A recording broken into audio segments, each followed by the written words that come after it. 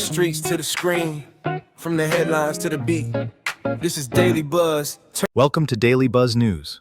Our lead story today. A plot to kill alleged underworld figure Cat Matlala inside prison has been uncovered, triggering a secretive and urgent transfer ordered by authorities. In late December 2025, the heavy steel doors of the CMAX section at Vusimuzi Correctional Center in Pretoria were opened, not to release a prisoner, but to move one who had become a serious liability. In a clandestine operation kept from the public, Vusimuzi Cat Matlala was quietly removed from his cell and transported hundreds of kilometers away to the eBhungweni Super Maximum Correctional Facility in KwaZulu-Natal. This was not a routine administrative transfer. According to intelligence reports, authorities had received credible information that a contract had been placed on Matlala's life inside prison. The concern was that he was on the verge of exposing extensive corruption involving senior government officials, top police generals, and politicians allegedly linked to him over many years. Sources indicate that powerful figures feared Matlala could reveal damaging information, placing them at serious risk of exposure.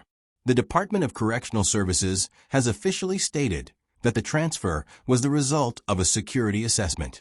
However, the circumstances surrounding the move suggest a far more urgent and dangerous motive, preventing a possible assassination before critical information could come to light. This confirms that on the 21st of December 2025, remand detainee Vusimuzi Matlala was transferred from Vusimuzi II CMAX to a eBhungweni correctional facility.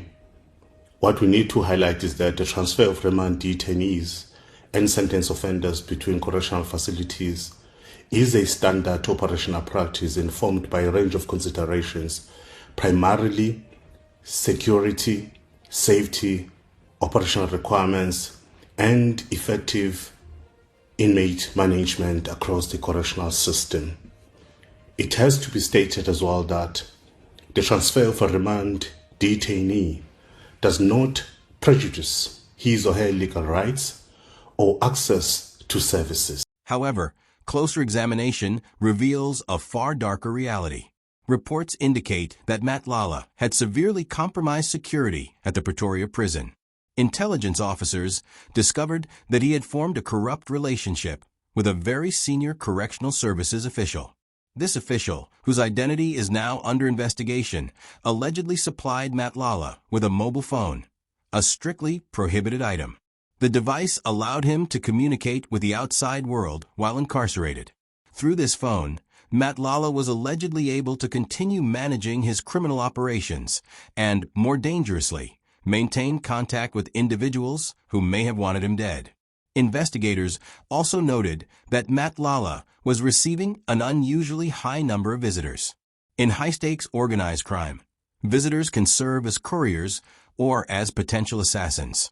The risk was further amplified by the fact that many prison warders at Vusimuzi Correctional Center originate from Mamelodi, an area widely regarded as Matlala's home territory. Correctional services officials feared that his local influence made it easier for him to buy favors, bribe guards, or even orchestrate an escape. By this stage, authorities concluded that the prison system in Pretoria had been fundamentally compromised. The only option left was eBhungweni in Kokstad, a facility where inmates are kept in solitary confinement for 23 hours a day, with no physical contact with other prisoners. But the threat to Matlala's life is not only about escape. It is also about what he eats. Reports indicate that Matlala has become consumed by extreme paranoia. He is terrified of being poisoned. While still held at Vusimuzi, he reportedly refused to eat his meals until a prison warder had first tasted the food. Every single day, when the tray was slid into a cell, a warder was forced to take the first few bites. Only after watching the warder swallow the food and waiting to see if there were any adverse effects would Matlala begin to eat. This is the behavior of a man who believes his former allies have become his executioners. To understand why Matlala is living in such fear, one must examine the explosive testimony he delivered to a parliamentary ad hoc committee in November 2025. Over 2 days, from inside prison walls, Matlala peeled back the layers of what Police General Mkhwanazi has described as the Big Five cartel. This cartel is not merely a criminal gang. It is alleged to be a sophisticated network that has penetrated the police, the judiciary, and political structures at the highest levels. Matlala told the committee that he had personally handed over large sums of cash to senior officials. He detailed a specific incident in which he allegedly paid 300,000 rand in cash at a private residence in Pretoria. According to his testimony, the payment was handed over while the official was inside the apartment. Matlala claimed this payment was a facilitation fee to assist him in recovering his firearms after they were confiscated during a police raid. But the payments, he said, did not end there. Matlala further testified that he made a second payment of 200,000 rand. This exchange allegedly took place at the Beverly Hills Hotel in Durban. He described arriving at the hotel in a convoy of bodyguards to meet the minister. A meeting, he says, was arranged to secure further assistance. And they told you not to work with Cele and make sure you close Cele out and Zuma out. Don't tell them these issues. And from there, you need to keep on giving him information, because when we asked him, why do you keep Matlala close to you? He said, no, I kept him close because he was bringing information from Kunu to my side, so I can't let him go because he's giving me information. He said that under oath, and now you are saying he's the one who came with the information, the opposite of what he told us. So effectively, I'm asking you, Mr. Matlala, did former Minister Cele lie under oath about those issues in relation to your name? Yes, he lied under oath. Thank you. If he was asking, he was seeking information, why would he even ask me to ask my protectors to take him and his wife to a wedding somewhere in Lanseria?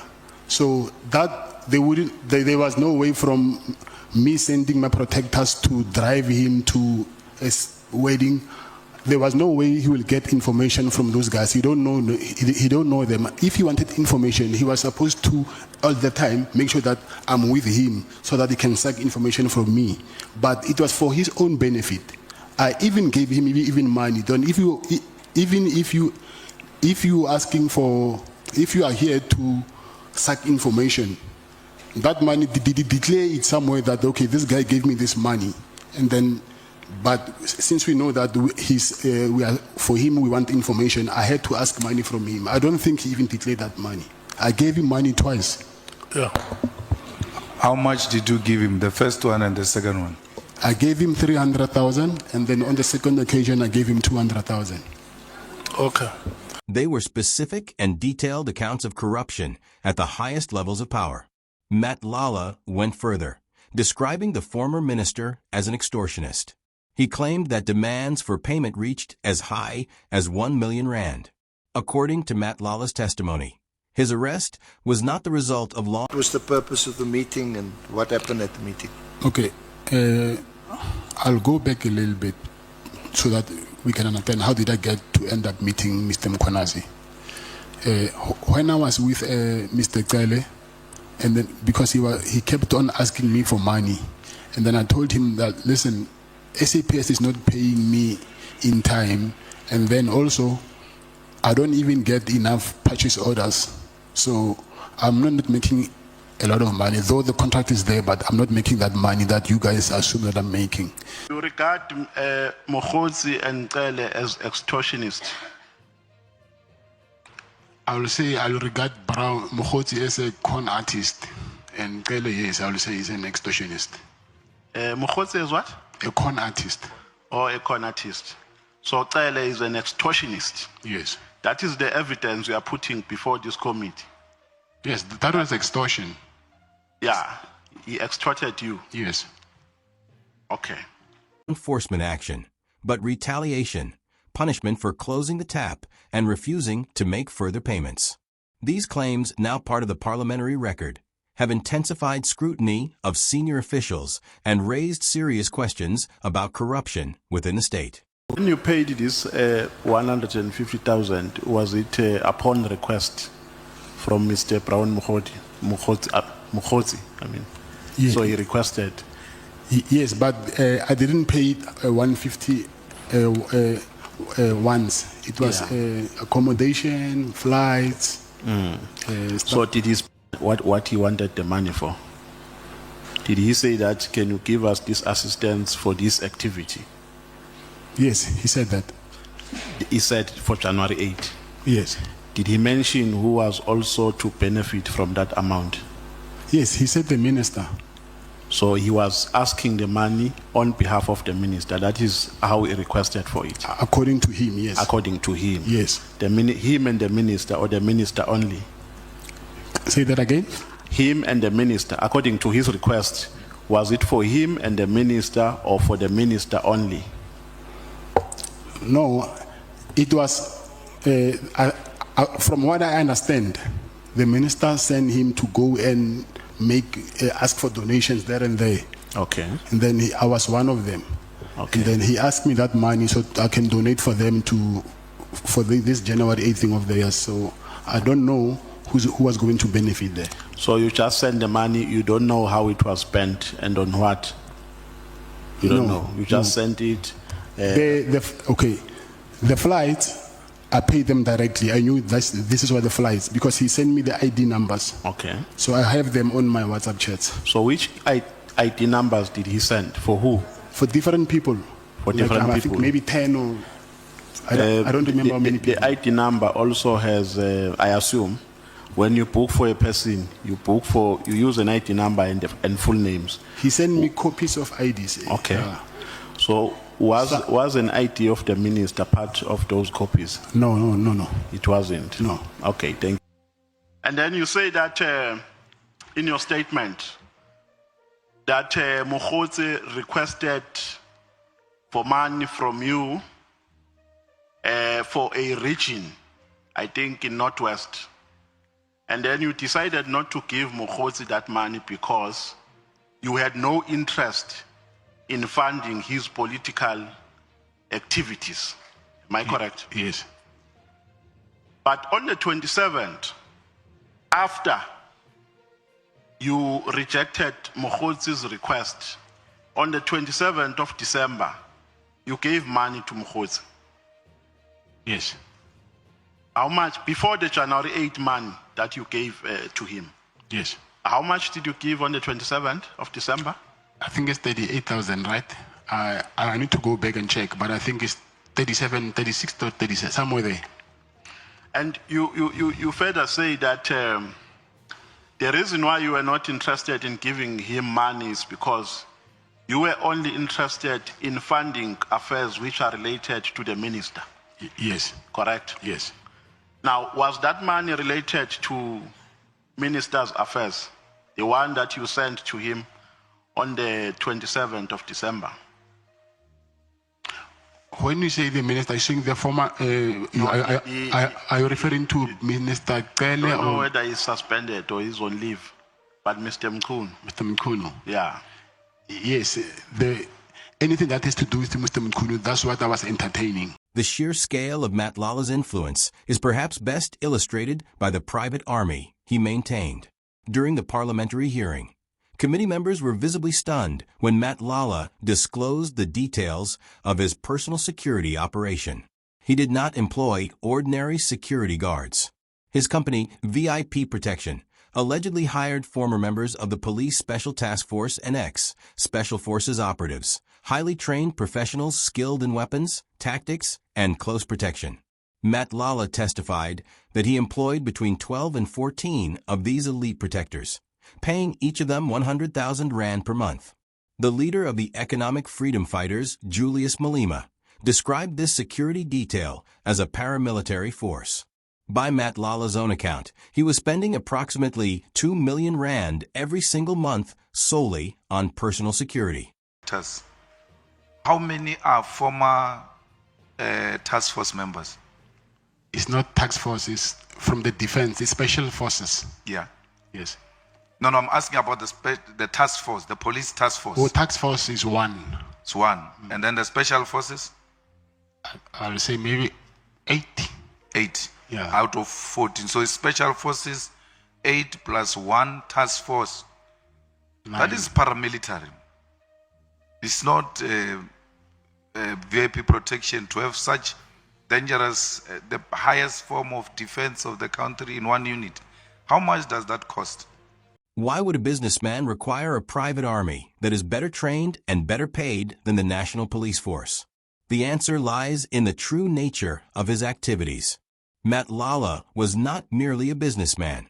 He was a power broker operating in the gray zones where the state and organized crime intersect. According to testimony and intelligence reports, his security company was allegedly involved in clandestine operations on behalf of senior government officials.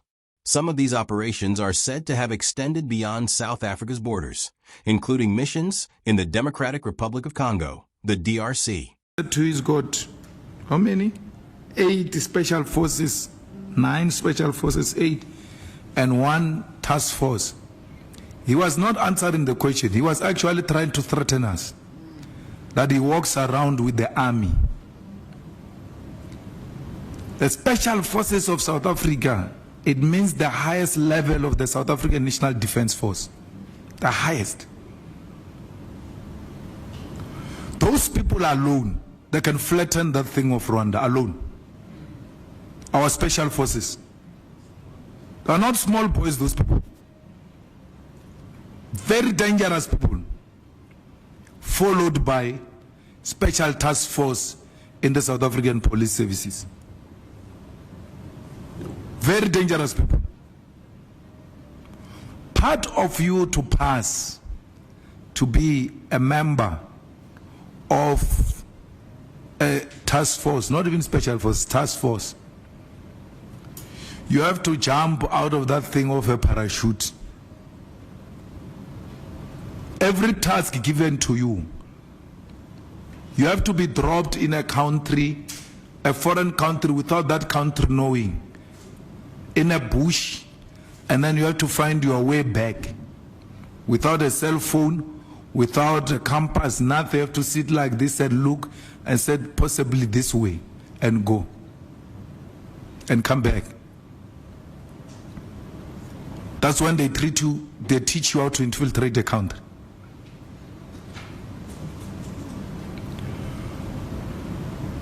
You know, not even a special task force.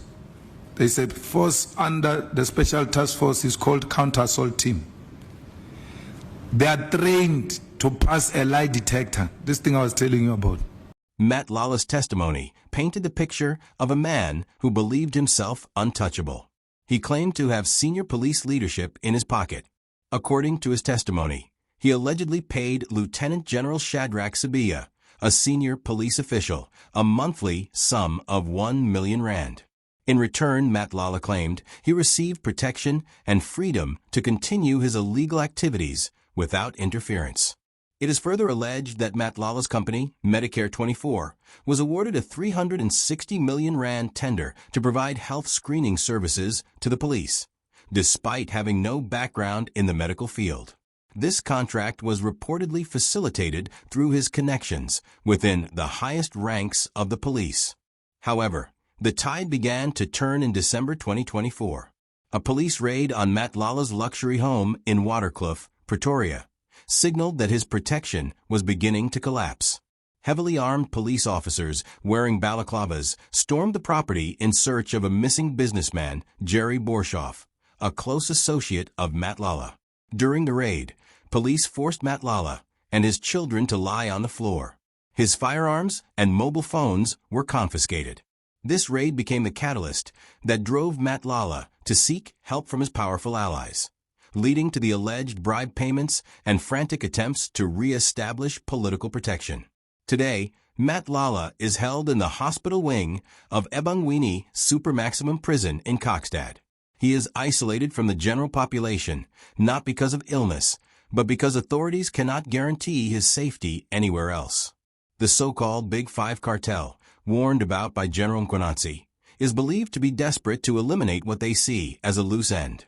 If Matlala testifies fully in a criminal trial, he could bring down an entire house of cards, exposing the names of politicians, judges, and police generals who allegedly accepted his money. The transfer to Kokstad is a double-edged sword. On the one hand, it protects him from immediate assassination risks linked to compromised officials in Pretoria. On the other, it completely isolates him. He is now under the control of the Emergency Support Team, the elite riot unit of the Correctional Services. General Mkhwanazi and the National Commissioner of Correctional Services are believed to be the architects of this move. They know that if Matlala dies before trial, the opportunity to dismantle the cartel may be lost forever. The isolation of Ebongweni prison is absolute. For Vusimuzi Matlala, the silence of a single cell stands in stark contrast to the chaotic and luxurious life he lived just months ago. The transfer represents the state's final attempt to keep a key witness alive, but it also exposes the terrifying reach of the syndicate he once served. Matlala's past suggests a man who believed he was above the law, a belief that, for many years, appeared well-founded. He earned the nickname the Teflon Don because charges never seemed to stick. Since 2001, Matlala has been arrested more than 13 times for serious offenses, including armed robbery, cash-in-transit heists, attempted murder, and possession of stolen goods. In almost every case, charges were withdrawn or he was acquitted under controversial circumstances. The only significant prison sentence he served was in the early 2000s, when he spent 4 years behind bars for house robbery and possession of stolen goods.